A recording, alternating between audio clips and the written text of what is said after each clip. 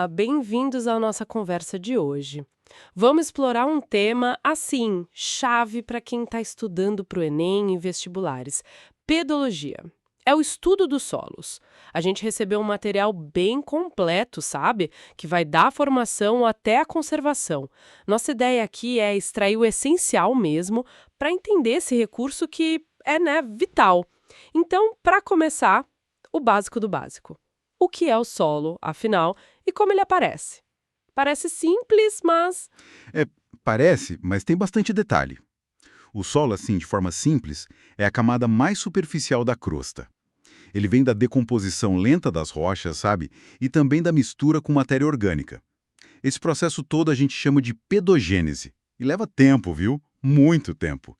Basicamente, ele é feito de 4 coisas: minerais, matéria orgânica, ar e água, que ficam ali nos poros. Entendi.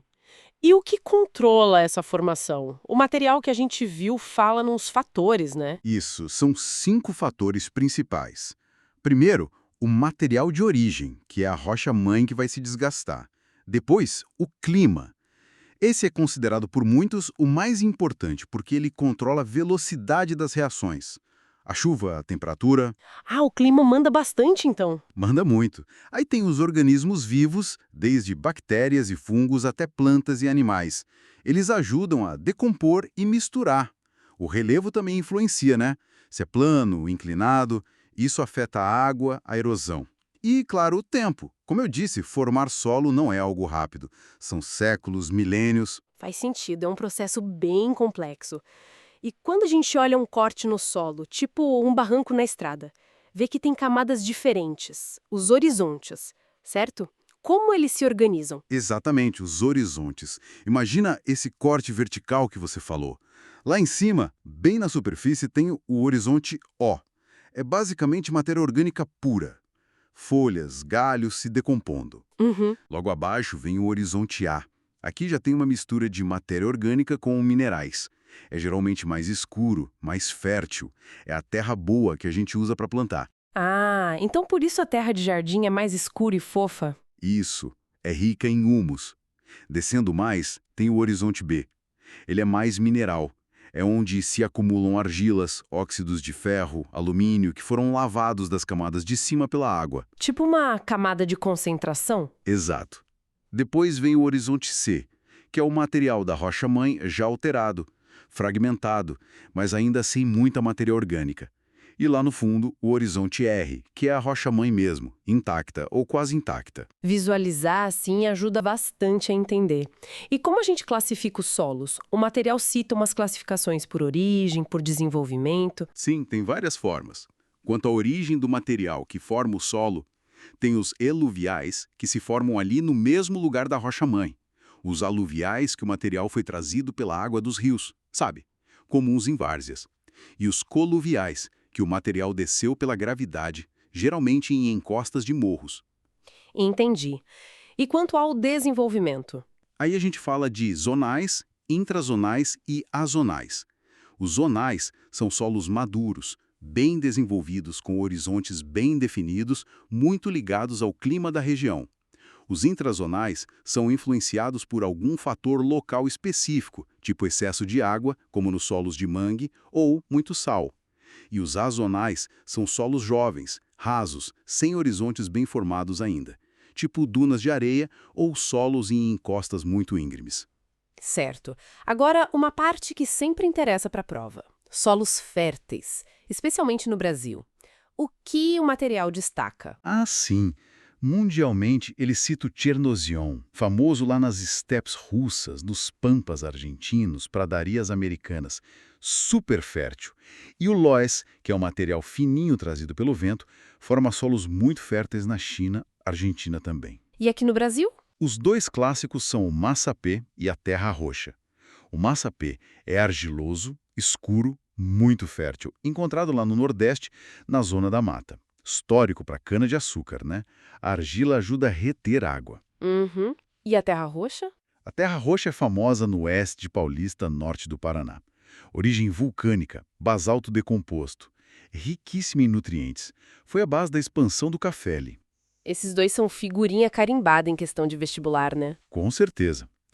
Além deles, o material menciona outros grupos importantes no Brasil, numa classificação mais técnica. Quais seriam? Fala dos latossolos, que são muito comuns, especialmente no Cerrado. São solos profundos, bem antigos, muito intemperizados, geralmente ácidos. Os argilóssolos, que têm um acúmulo grande de argila no horizonte B, também são bem espalhados. Os neossolos, que são os solos jovens, rasos, equivalentes aos azonais que a gente falou. E os cambissolos, que estão no estágio intermediário de desenvolvimento. Conhecer esses nomes ajuda a entender os mapas de solos do Brasil. Legal. Bom, mas nem tudo são flores, né? Vamos falar dos problemas que afetam os solos. Isso é muito importante e cai bastante também. Sem dúvida, é um ponto crítico. O material lista vários problemas sérios. A lixiviação, por exemplo, Que seria? é a lavagem dos nutrientes do solo pela água da chuva. A água infiltra e carrega os nutrientes para camadas mais profundas, fora do alcance das raízes. Empobrece o solo. Entendi. Tem a laterização, que é comum em clima tropical úmido. Forma uma crosta dura, rica em ferro e alumínio, chamada laterita ou canga. Dificulta a agricultura. E, claro, desmatamento e queimadas. Quando você tira a vegetação, o solo fica exposto diretamente à chuva e ao sol. Aí a erosão deve ser forte. Exatamente. A erosão leva a camada superficial embora, a mais fértil. Tem também a exploração intensiva, sem repor os nutrientes. Esgota o solo. Salinização, que é o acúmulo de sais, muitas vezes por irrigação errada, em lugar seco. Desertificação.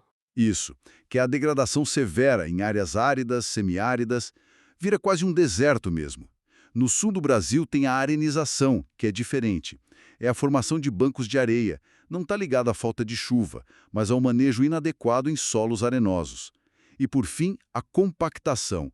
O peso de máquinas agrícolas, ou muito gado pisoteando, comprime o solo, dificulta a entrada de água e o crescimento das raízes. Nossa, quanta coisa pode dar errado, né? É um cenário bem preocupante. É, sim. A degradação do solo é um problema ambiental e econômico muito sério. Mas, felizmente, existem formas de manejar e conservar o solo, certo? O material também fala disso. Quais técnicas são mencionadas? Sim, e são fundamentais para tentar reverter ou evitar esses problemas. O material cita várias. Curvas de nível e terraceamento são técnicas para terrenos inclinados. As curvas de nível seguem a mesma altitude e os terraços são degraus. Ambos diminuem a velocidade da água e a erosão. Aqueles degraus que a gente vê em plantação de arroz na Ásia, por exemplo? Exato, tipo aquilo. Outra técnica é a rotação de culturas. Em vez de plantar sempre a mesma coisa, você alterna espécies diferentes. Cada planta tira nutrientes diferentes e algumas até ajudam a fixar nitrogênio, por exemplo. Evita o esgotamento. Faz sentido. Compostagem para repor a matéria orgânica e os nutrientes. Consórcio de culturas e policultura, que é plantar diferentes espécies juntas ou na mesma área. Aumenta a diversidade, ajuda no controle de pragas. E o plantio direto, esse é bem falado hoje, né? Muito importante. O plantio direto na palha. Você colhe e deixa os restos da cultura anterior cobrindo o solo. Planta a nova cultura por cima, sem arar. Essa palha protege o solo da erosão, segura a umidade, melhora a atividade biológica. É uma técnica-chave para a sustentabilidade. E tem mais alguma? Sim, a calagem, que é a aplicação de calcário para corrigir a acidez do solo. Muito comum nos latossolos do Cerrado, por exemplo. E o controle biológico de pragas, usando inimigos naturais em vez de agrotóxicos, que podem contaminar o solo e a água. Ótimo. Então, resumindo o que a gente conversou, entendemos o que é o solo, como ele se forma naquele processo lento, a pedogênese, vimos os horizontes, as camadas, O, A, B, C e R, falamos das classificações por origem e desenvolvimento, destacamos os solos férteis como Massapê e Terra Roxa aqui no Brasil e, crucialmente, abordamos os problemas graves como lixiviação, erosão, desertificação e as técnicas para conservar, como curvas de nível, rotação e plantio direto. Acho que deu para cobrir os pontos principais para o pessoal que está estudando, né? Com certeza. Cobrimos o essencial do material. E sabe, fica uma reflexão importante disso tudo, como que entender e aplicar essas técnicas de conservação do solo é cada vez mais urgente. Não só pela questão ambiental, mas pela segurança alimentar mesmo. Produzir comida para todo mundo, de forma sustentável aqui no Brasil e no mundo. Tudo começa com um solo saudável. É a base. Excelente ponto para a gente pensar. A saúde do solo conecta tudo, né? Bom, esperamos que essa análise focada nos pontos essenciais para os exames tenha sido útil. Muito obrigada pela conversa Eu que agradeço. e até a próxima.